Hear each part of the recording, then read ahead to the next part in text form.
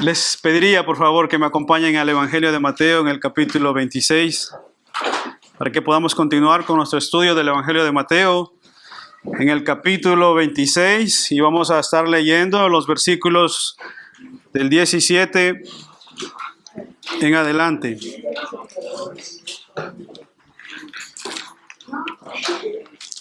Mateo 26, versículos 17 en adelante, y nos ponemos de pie para que podamos leer la escritura, por favor, mis hermanos.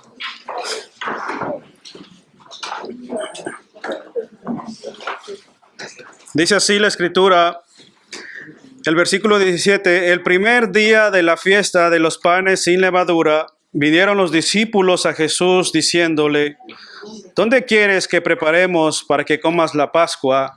Y él dijo: id a la ciudad a cierto hombre y decidle: el maestro dice, mi tiempo está cerca, en tu casa celebraré la Pascua con mis discípulos. Y los discípulos hicieron como Jesús les mandó y prepararon la Pascua. Cuando llegó la noche, se sentó a la mesa con los 12 y mientras comía dijo: de cierto os digo que uno de vosotros me va a entregar. Y entristecidos en gran manera, comenzó cada uno de ellos a decirle: ¿soy yo, Señor? Entonces él respondiendo dijo: el que mete la mano conmigo en el plato, ese me va a entregar. A la verdad, el Hijo del Hombre va según está escrito de él. Mas ay de aquel hombre por quien el Hijo del Hombre es entregado. Bueno le fuera a ese hombre no haber nacido. Entonces respondiendo Judas, el que le iba a entregar, dijo: ¿soy yo, maestro? Le dijo: tú lo has dicho. Y mientras comían, tomó Jesús el pan y bendijo, y lo partió y dio a sus discípulos y dijo: tomad, comed, esto es mi cuerpo. Y tomando la copa y habiendo dado gracias, les dio diciendo: bebed de ella todos, porque esto es mi sangre del nuevo pacto, que por muchos es derramada para remisión de los pecados. Y os digo que desde ahora no beberé más de este fruto de la vid hasta el día en que lo beba nuevo con vosotros en el reino de mi Padre. Amén. Oremos, hermanos. Señor, te damos gracias por este momento, por tu palabra que es viva y eficaz, Señor. Tu palabra, Señor, es tan viva que habla por sí sola, bendito Dios. Gracias te damos por ella, porque a través de ella podemos conocerte, Señor. A través de ella tú te has revelado a nuestras vidas, Señor. Y gracias porque a través de ella tú has producido fe en nuestros corazones y hemos venido al arrepentimiento y fe, Señor. Ahora queremos presentarnos delante de ti porque entendemos que somos débiles y somos pecadores, Señor. Y ciertamente, Señor, somos débiles. Y por eso queremos ponernos en tus manos, Señor. Entendiendo, Señor, que ninguno de nosotros es perfecto, santo y justo, sino que solo tú eres perfecto, santo y justo, Señor. Por eso inclinamos nuestros rostros, reconociendo nuestras debilidades, reconociendo nuestras limitaciones, y juntos como una sola iglesia te pedimos perdón, Señor. Perdona nuestras debilidades, perdona nuestras ofensas, Señor. También queremos darte gracias por todas tus bondades y misericordias, Señor. Y queremos pedirte y rogarte porque tú puedas hablarnos a través de tu palabra, Señor.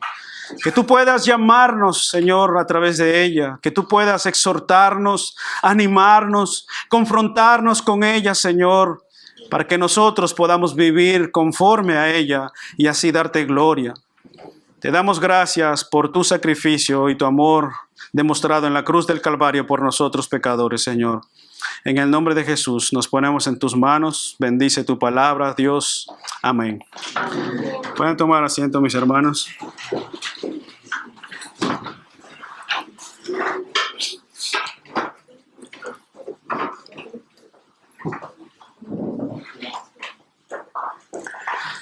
Hermanos míos, nosotros como seres humanos muchas veces desarrollamos habitudes en nuestra vida que con el pasar del tiempo se vuelven de una u otra manera una rutina habitual en nuestras vidas. Se vuelve algo cotidiano a tal punto que pierde muchas veces su valor inicial.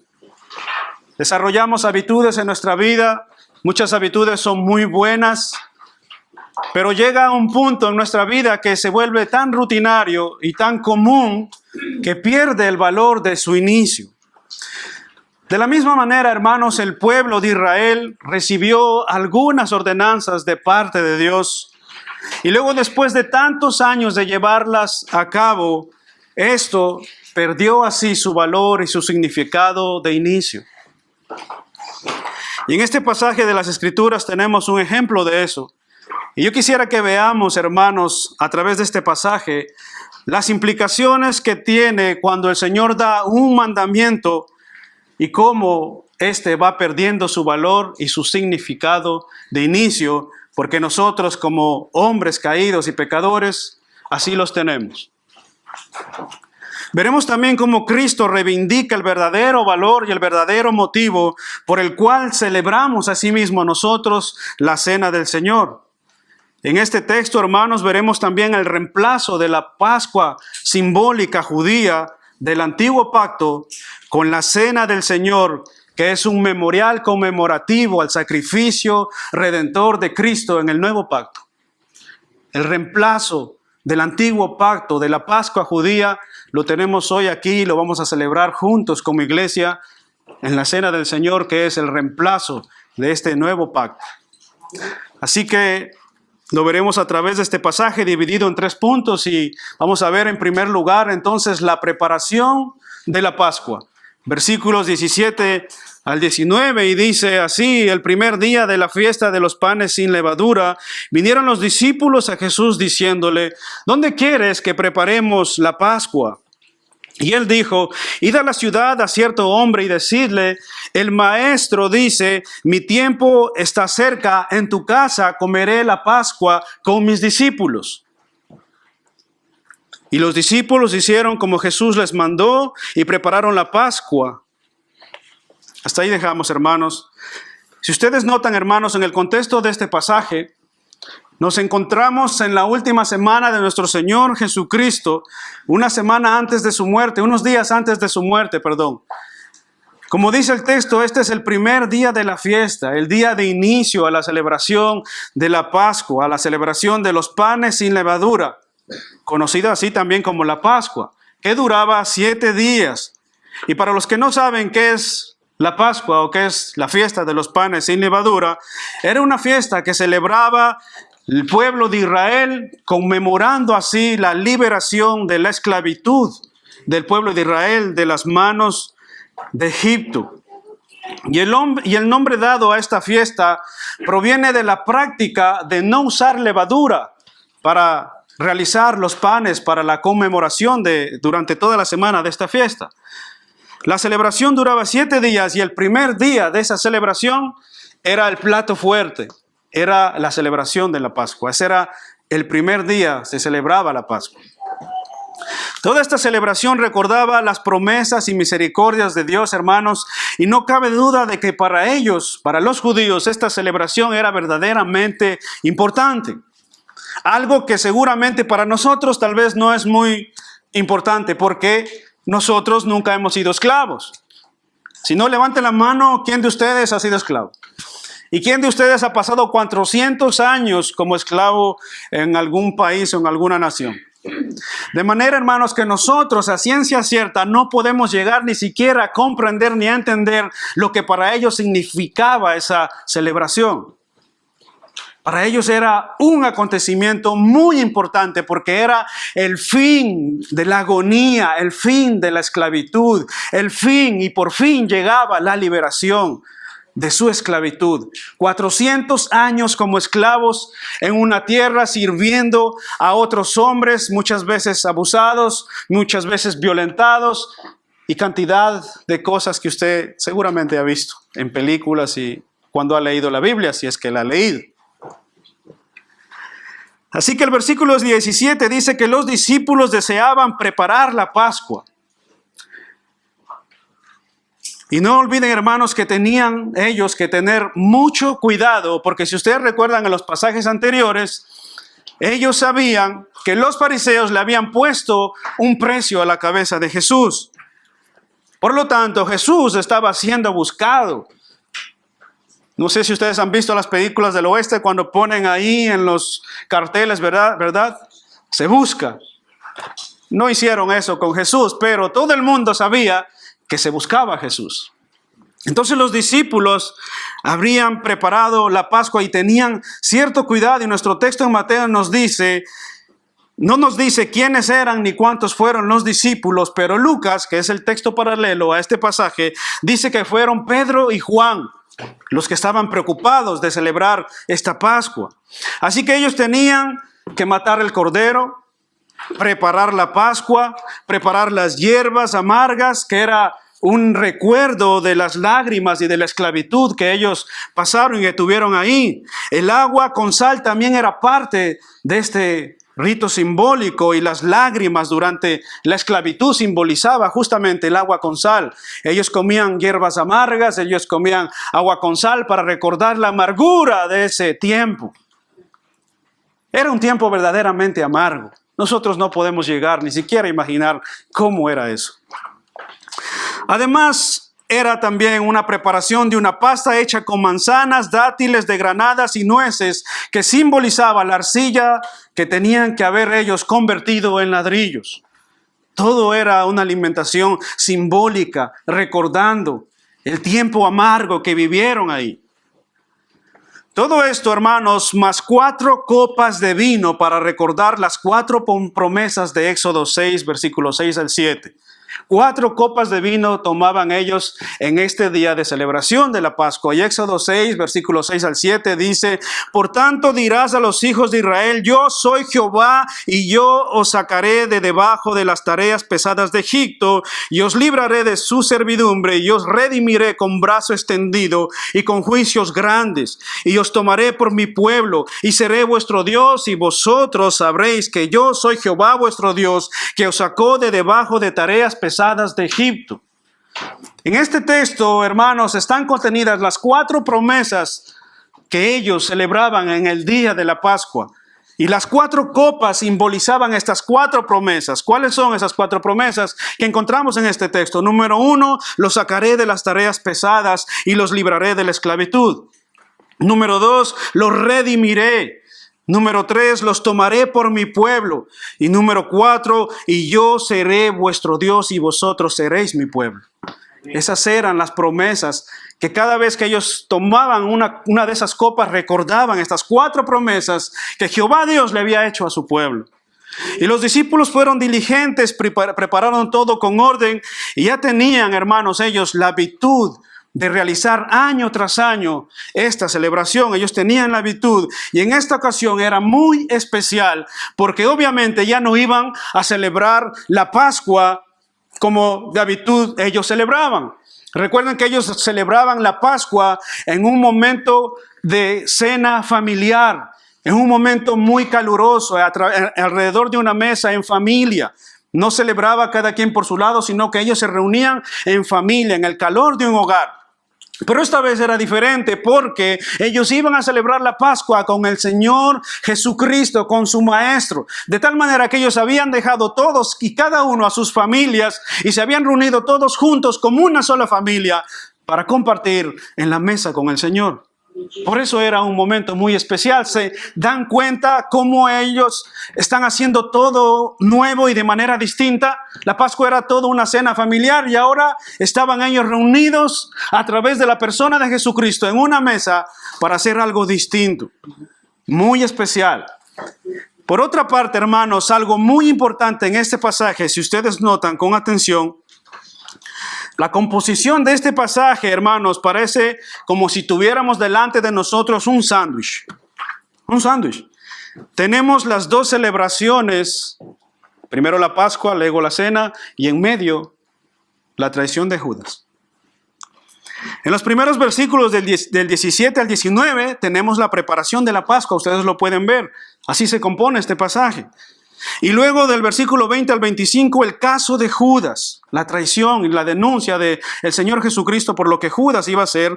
Y del versículo 26 al 29 tenemos la institución de la cena que reemplaza a la Pascua judía. De tal manera que tenemos las dos celebraciones y en medio el caso de Judas. Así que la denuncia de un traidor en medio de la reunión, hermanos, irrumpe la celebración. Estaban celebrando, estaban comiendo y en medio irrumpe esta denuncia que el Señor Jesús hace de Judas. Y de paso, como una muestra, hermanos, de por qué Cristo iba a dar su vida, sería justamente por nuestros pecados y nuestra transgresión. Él comienza a ilustrar, Él comienza a mostrar lo que Él iba a llevar a cabo y lo que iba a hacer. Y esto, hermanos, nos da paso a nuestro siguiente punto. Veamos entonces en segundo lugar, una traición premeditada. Una traición premeditada, versículo 20 al 25. Dice así: cuando llegó la noche, se sentó a la mesa con los 12 y mientras comían dijo: de cierto os digo que uno de vosotros me va a entregar. Y entristecidos en gran manera comenzó cada uno de ellos a decirle: ¿seré yo, Señor? Entonces él respondiendo dijo: el que mete la mano conmigo en el plato, ese me va a entregar. A la verdad, el Hijo del Hombre va según está escrito de él, mas ay de aquel hombre por quien el Hijo del Hombre es entregado. Bueno le fuera a ese hombre no haber nacido. Hermanos míos, según la tradición de la Pascua judía, como decía antes, se comía en un ambiente familiar muy cercano, muy de familia. Había un sentido de pertenencia unos con otros y era alrededor de una mesa. Pero había un sentido de pertenencia unos con otros. Y el padre de familia relataba las cosas ocurridas. El padre de familia era el que tomaba la voz y quien comenzaba a enseñar a los que estaban en su casa esa noche reunidos lo que habían vivido sus antepasados a través de la esclavitud en Egipto y cómo el Señor los había sacado con brazo fuerte, con brazo extendido, y cómo el Señor le había hablado a Moisés y cómo el Señor había abierto el mar y cómo el Señor los había hecho pasar hacia la tierra prometida que Él había dado ya antes a los patriarcas. Pero Jesús, hermanos, rompe con la tradición. Rompe Jesús con la tradición y no sigue con el mismo orden, sino que informa en medio de la celebración una traición. Informa una traición.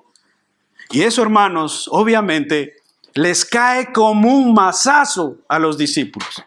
Les cae como un balde de agua fría. ¿Cómo era posible que el maestro iba a ser entregado? ¿Cómo era posible que esto pudiera ocurrir en medio de esa celebración tan importante, en medio de comer juntos, en ese sentido de pertenencia unos con otros? ¿Cómo era posible que en medio de ellos hubiera un traidor? ¿Cómo era posible? Para ellos era inconcebible. Y esto irrumpe en medio de la cena, esto irrumpe en medio de la celebración y esto cae como un mazazo para ellos, como un balde de agua fría. ¿Usted se imagina lo que sería estar comiendo en ese día con el Señor, compartiendo la Pascua, contentos, felices, alegres de tener al Maestro con ellos? Y de pronto el Señor irrumpe con unas palabras y rompe la tradición y el orden y dice: uno de vosotros me va a entregar. Y está en medio nuestro. Si de ya había sido difícil para ellos preparar la Pascua por el asunto de la persecución de los fariseos, habían que tener mucho cuidado para no ser descubiertos dónde estaban, porque a Jesús lo estaban buscando justamente para matarlo. De ya había tensión por eso. Ahora, hermanos, había tensión y temor por la persecución. ¿Cuánto más creen ustedes que fue esta noticia? Eso fue un choque para ellos. Estando comiendo ahí, el Señor dice en el versículo 21, y mientras comían, dijo: de cierto os digo que uno de vosotros me va a entregar. Yo creo que alguno tenía el pan aquí y se lo pasó entero. Y como esto era obvio, hermanos, ellos quedaron en shock. Dice el texto que ellos quedaron entristecidos en gran manera. Era muy triste lo que el Señor estaba diciendo. Afligidos al oír a su maestro que iba a ser entregado por uno de ellos. Esto era inconcebible. Comenzó cada uno de ellos a decirle, ¿acaso seré yo, Señor? ¿Acaso soy yo? Y en el original, hermanos, toma un sentido más bien de afirmación. Lo que ellos querían decir era, ¿verdad que no soy yo, Señor? Y lo que están esperando del Señor es una respuesta negativa. Ellos lo que están diciendo es una afirmación, ¿verdad que no soy yo, Señor? Y esperan una respuesta negativa, obviamente. Pero es interesante ver que ellos, hermanos, es interesante ver que ellos tampoco sospechaban de Judas. Tampoco sospechaban de Judas. Aunque era un ladrón y parece ser que disimulaba tan bien, ninguno de ellos miró hacia él. Y ninguno de ellos dijo, ¿será Judas, Señor? ¿Será él tal vez? Él es medio raro, este es medio especial. Judas a veces no viene al culto, Judas a veces no viene a las reuniones, a veces anda medio mundano por ahí. No sé, de pronto puede ser Judas, Señor. ¿No has considerado esa posibilidad? Y esto nos hace pensar, hermanos, que un hipócrita puede recorrer el mundo entero y pasar desapercibido, y hasta sin sospecha. Un hipócrita puede pasar y recorrer el mundo entero y pasar desapercibido, hermanos, y sin levantar la más mínima sospecha. Como aquella moneda falsa circula por todo lugar, por todo país y viaja de un lugar a otro y nadie sospecha que es falsa, o el billete que es falso es una imitación y nadie se da cuenta y sigue su curso. De la misma manera, Judas había logrado camuflarse. Pero noten, hermanos, no solo ellos preguntan, Judas también preguntó. Dice el versículo 25, ¿acaso soy yo, maestro? No solo preguntaron los discípulos, ¿seré yo? ¿Verdad que no soy yo, maestro? No solo preguntaron ellos. Judas también preguntó. Y él dijo, ¿acaso soy yo, maestro? Vemos así, hermanos, la hipocresía y descaro que llegó a tener este hombre aún sabiendo que él era. Él sabía que él era. Ustedes recuerdan las semanas pasadas, ¿verdad? Él había ido a encontrarse con los fariseos premeditadamente, él había planificado, dice que él los buscó, él fue a buscarlos. Él les dijo, ¿qué me queréis dar?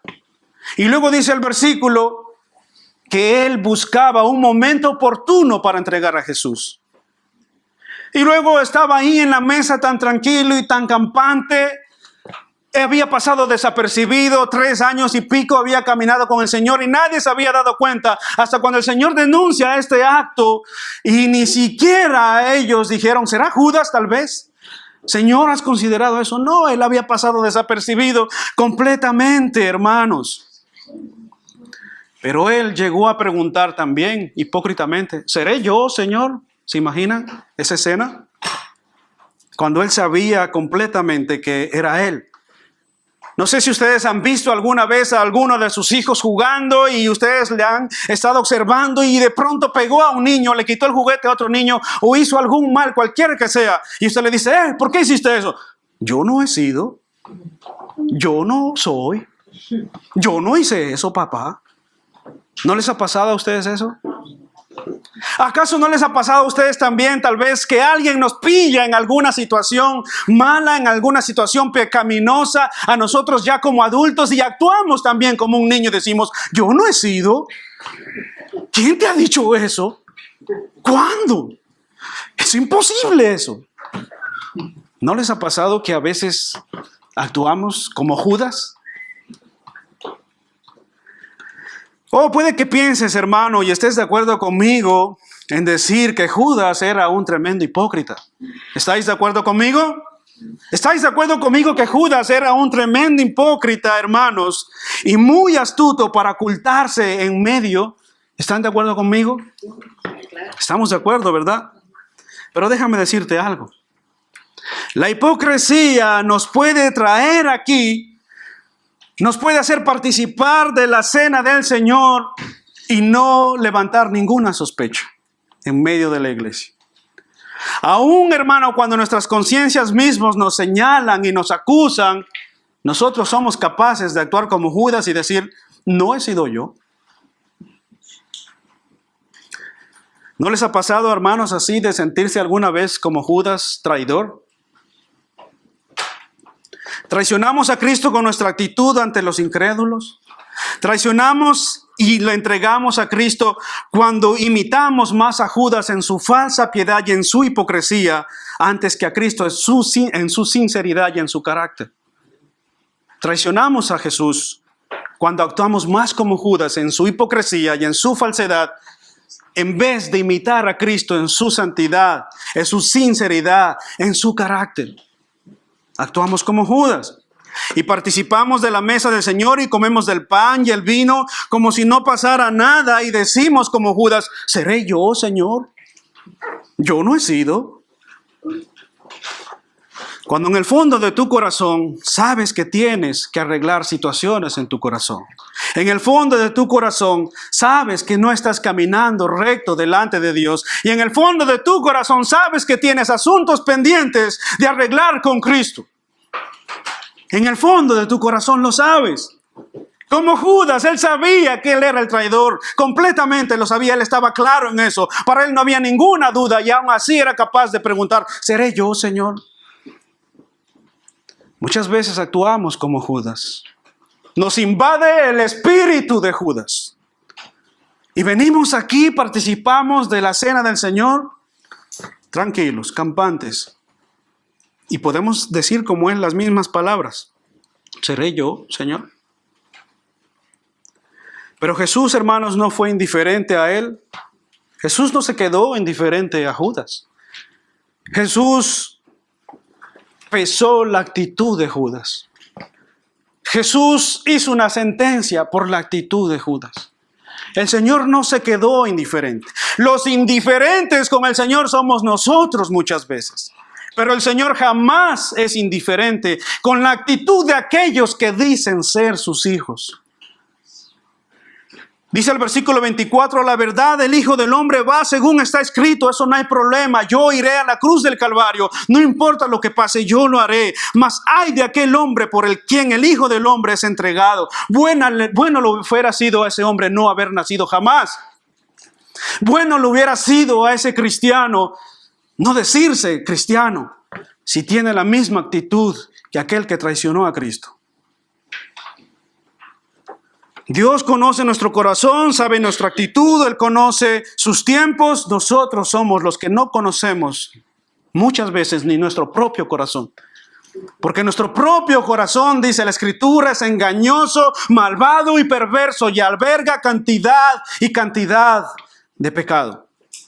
¿No dice Mateo acaso? ¿De dónde salen los pleitos, los engaños, las contiendas, las fornicaciones y los adulterios? ¿De dónde nacen? Del corazón del hombre nacen todas estas cosas. ¿Hay pleito entre vosotros? ¿Hay disensión entre vosotros? ¿Hay pecado entre vosotros? Pues desde su corazón nacen todas estas cosas. Entonces, hermanos, amados míos, ¿con qué actitud de nuestro corazón venimos hoy a participar de la cena del Señor? El Señor, hermanos, sabía que comería con Judas. Él sabía ya que Judas era parte del complot. Él sabía que él se había reunido con los fariseos para entregarlo. Él lo sabía y aún así está dispuesto a ir a la cruz del Calvario. Aún así está dispuesto a caminar hacia el Calvario. Él sabía todas estas cosas y aún así está dispuesto a sacrificarse por el perdón de nuestros pecados. Y mientras comían en la mesa, hermanos, lo hace de manera simbólica, mostrando a través de estos elementos el pan y el vino. Él muestra a través de esta manera simbólica lo que iba a pasar con su cuerpo molido. Está celebrando la Pascua, él denuncia la actitud de aquel que lo iba a entregar, pero luego el Señor comienza a ilustrar a través de este nuevo pacto, a través de la cena que él iba a celebrar con sus discípulos, lo que él iba a hacer en la cruz del Calvario. Y esto nos da paso a nuestro tercer y último punto. La institución de la cena del Señor, versículo 26 y 29. ¿Qué dice el versículo 26 al 29? Y dice, mientras comían, después de haber denunciado todo esto, tomó Jesús el pan y bendijo y lo partió y dio a sus discípulos y dijo, escuchad esto, tomad, comed, esto es mi cuerpo. Y tomando la copa y habiendo dado gracias, les dio diciendo, bebed de ella todos, porque esto es mi sangre del nuevo pacto que por muchos es derramada para remisión de los pecados. Y os digo que desde ahora no beberé más de este fruto de la vid hasta aquel día en que lo beba nuevo con vosotros en el reino de mi Padre. Amén. Hermanos míos, las palabras del versículo 26 es el momento en que la Pascua judía se convierte en la cena del Señor. Las palabras del versículo 26 es el momento en que la Pascua judía se convierte en la cena del Señor. El momento de esta histórica institución es grandemente solemne y significativa. Es un momento histórico. El Señor está instituyendo la cena, está reemplazando el antiguo pacto, está reemplazando la Pascua para instaurar un nuevo pacto y una nueva conmemoración y un nuevo memorial.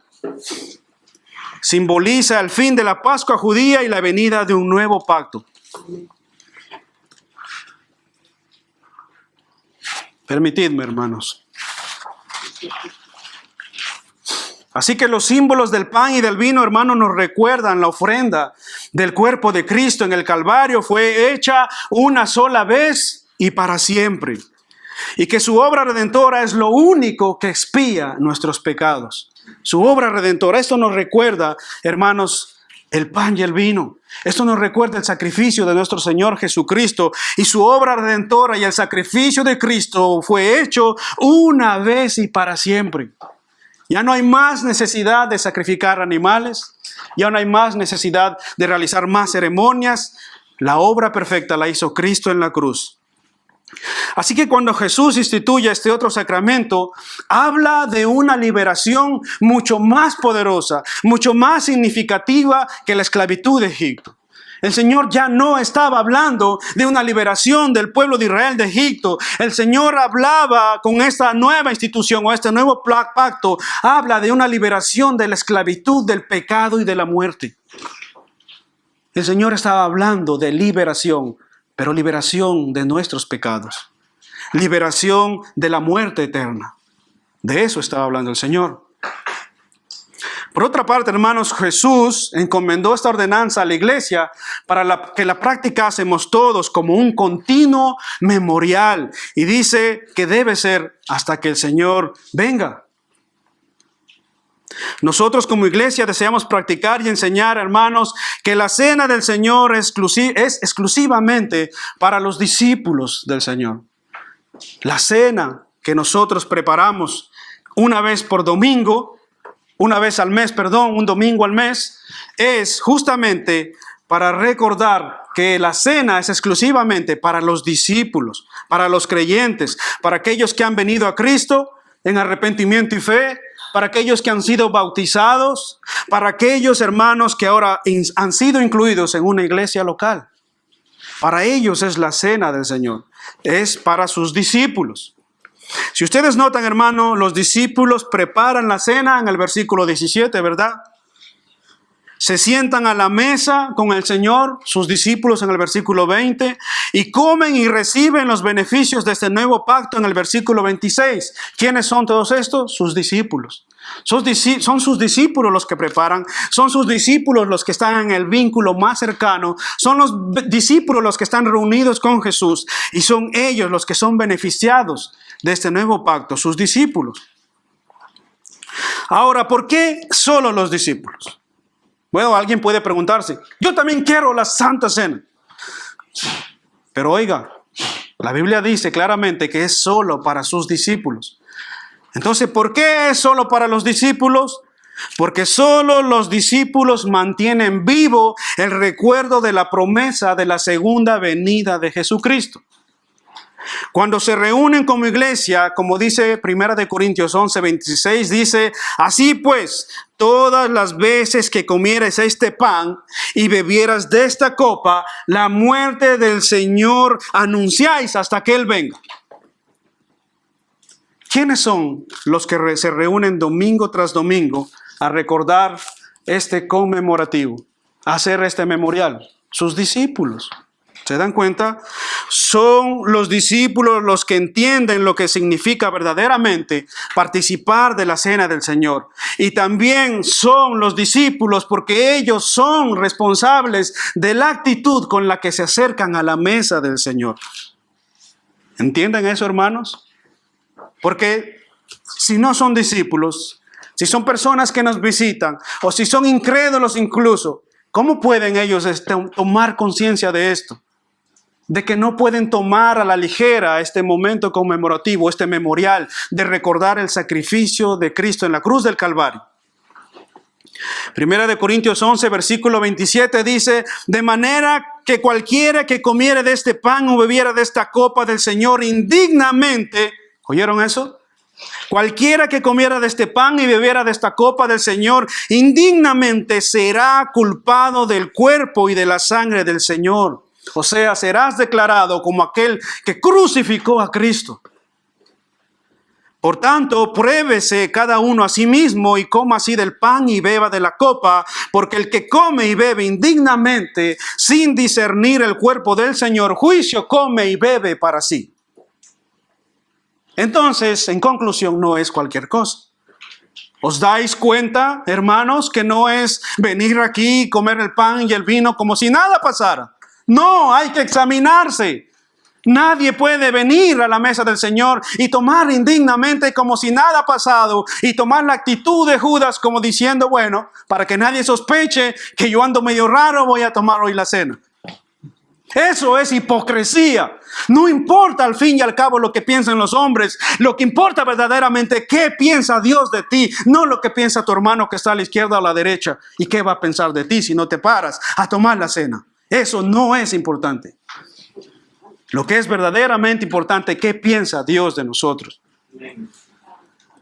Por eso, hermanos, en IBDS, en esta iglesia, creemos que la cena del Señor es solo para aquellos que han nacido de nuevo. Aquellos que han sido bautizados e incluidos en una iglesia local.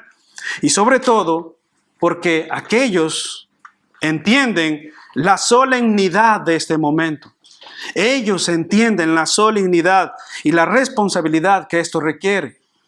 Una persona incrédula no entiende la solemnidad de este momento. Ni siquiera valora el sacrificio de Cristo. ¿Por qué? Porque aún ni siquiera se ha arrepentido de sus pecados. ¿Cómo puede celebrar algo que no entiende? Algo que no ha recibido. Así que en última instancia, hermanos, las restricciones que hace la Biblia, no nosotros, las hace por precaución, porque hay juicio para aquel que come indignamente. ¿Os dais cuenta? Pero noten algo importante, hermanos. La cena testifica una muerte cruel en sacrificio y en derramamiento de sangre, pero termina con una nota triunfante. La cena es un anuncio de sacrificio, de muerte, de derramamiento de sangre, pero termina con una nota triunfante, con una promesa de victoria sobre la muerte, con una promesa de victoria en un reino eterno que no tendrá fin. En la Pascua que los discípulos preparan, la Pascua judía, se bebían 4 copas, recordando las promesas de Éxodo 6. Se bebían 4 copas, hermanos. Esto está en Éxodo 6, versículos 6 y 7.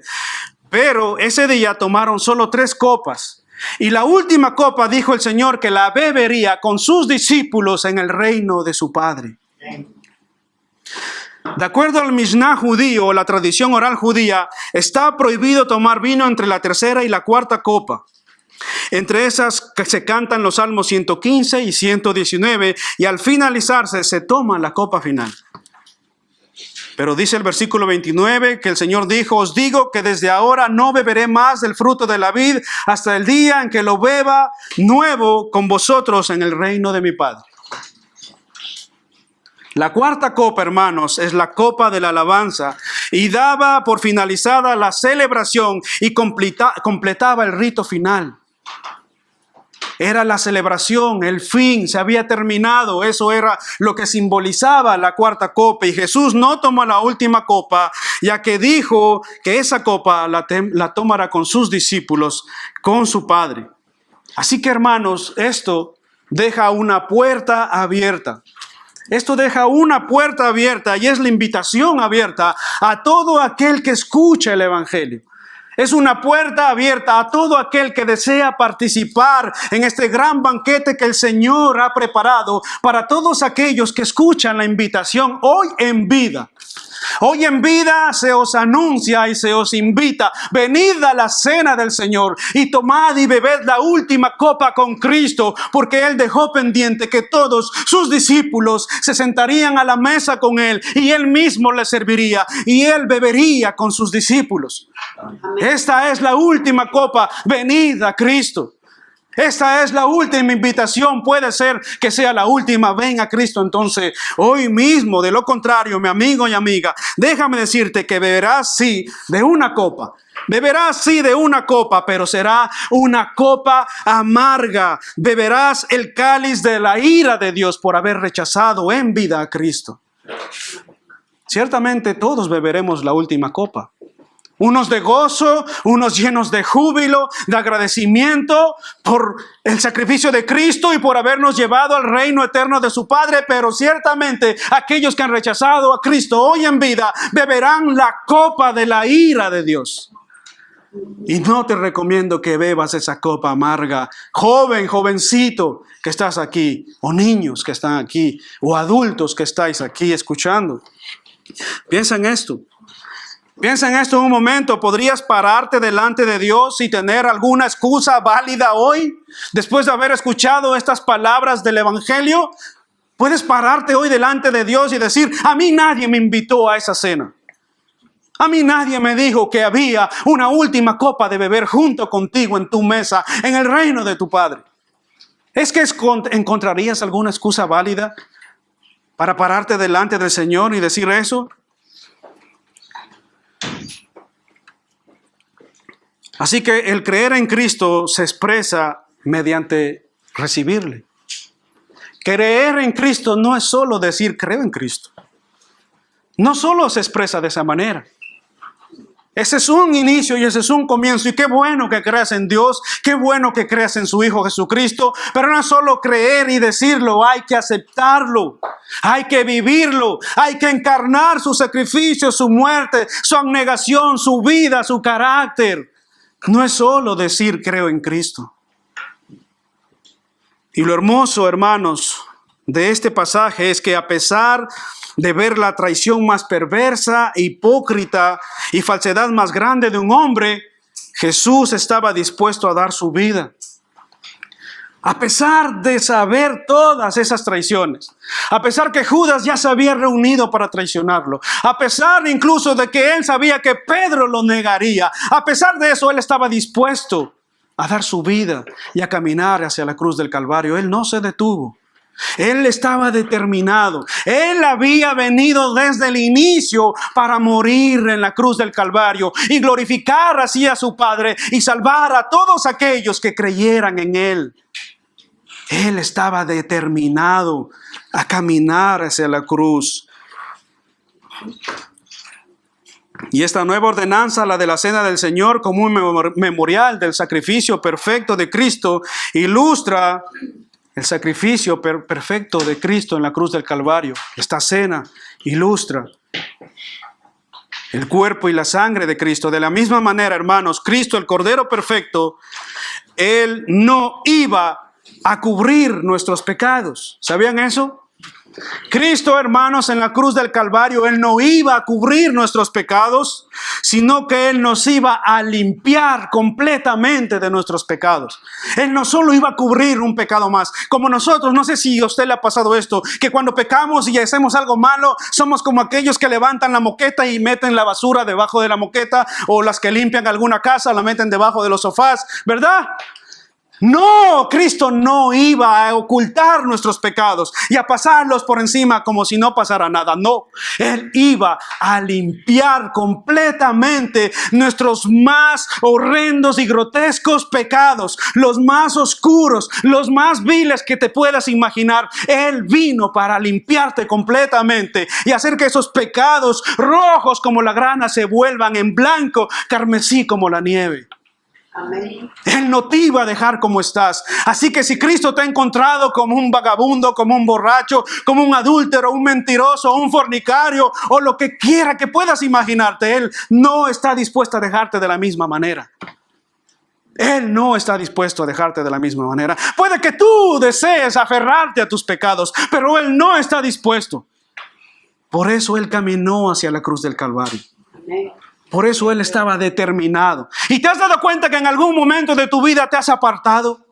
En algún momento de tu vida has renegado. Has dicho, ya no quiero seguir más, ya no voy a continuar más.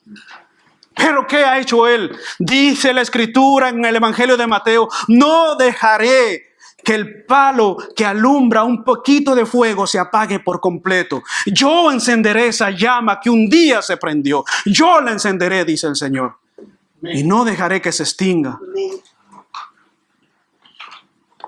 ¿Podéis ver la gracia de Cristo, hermanos? ¿Podemos ver cuánto amor y misericordia en nuestro bendito Salvador? Que a pesar de saber cómo somos nosotros y ser consciente de cuán pecadores somos, Él no nos ha desechado. Por eso estás hoy aquí, porque te ama, porque Dios verdaderamente te ama. ¿Qué les parece si oramos y damos gracias a Dios?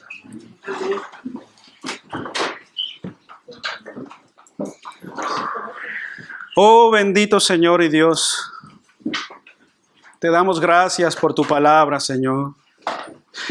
Te damos gracias por tu sacrificio perfecto en la cruz del Calvario. Oh Dios, ¿quién mejor que tú nos conoce, Señor? Tú conoces nuestro corazón caído, Señor. Tú conoces que nuestros pecados muchas veces nos abruman y nos apartan de ti.